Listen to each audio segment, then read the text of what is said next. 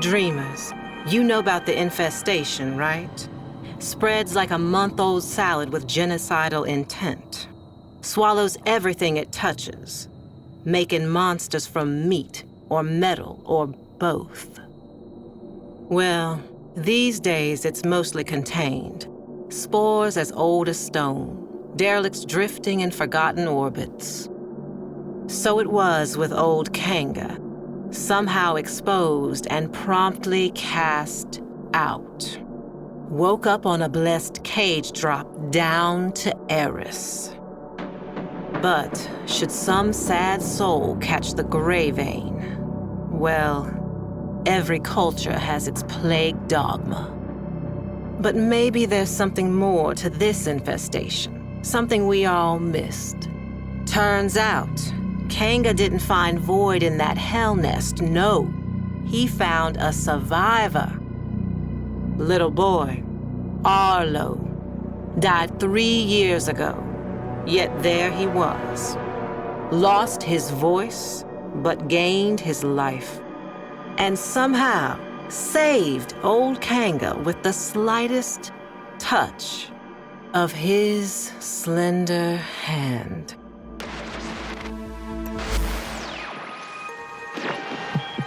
My mother was a cynical woman, smart as she was cruel. Nora, she said, no disease spreads faster or further than the ones in our head. She was talking about ideas. Mine was that old Kanga and his wonder boy would have been splayed out in some bio-trader's lab by now, or blood studies for the Grenier Command. Dreamers, I was wrong. Kanga's gray vein was just the beginning. White lung, parasitic liver, clone rot, even bone spurs. Turns out this kid, Arlo, is a healer. So many questions. An idea like that is like a flare dropped in Vol gas. Now the sick and curious are flocking the rails to see this emissary of Eris. And who speaks for Arlo the Mute?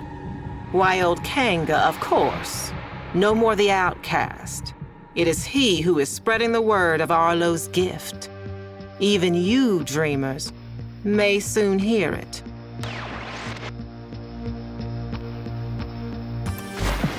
Whether you're bad news first or bad news last, tonight I got you covered, 'cause bad news is all we got.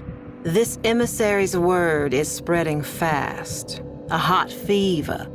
Some are going to extremes to prove their devotion, trying the spores for themselves, and they're finding it too. Some lunatic spikers jacked the solar nav and flagged the derelict zones for all to see. Old haulers and new hopefuls out there are proving just how smart most people aren't. Yet Kanga's ranks are growing, arming themselves for the safety and security of our emissary, setting the stage for a great assembly to come. Buzz is, Arlo will break his silence. Till then, dreamers, check under the bed. A fresh brood is sprouting up along the rails.